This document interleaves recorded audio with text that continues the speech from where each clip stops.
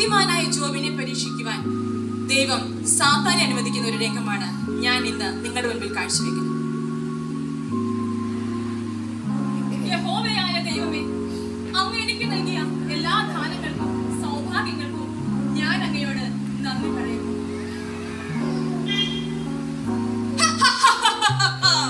ഇവൻ ജോബ്, ദൈവത്തിന്റെ പ്രിയപ്പെട്ട പുത്രൻ. ഇവനെ ഞാൻ എന്റെ പുത്രനാക്കി മാറ്റും.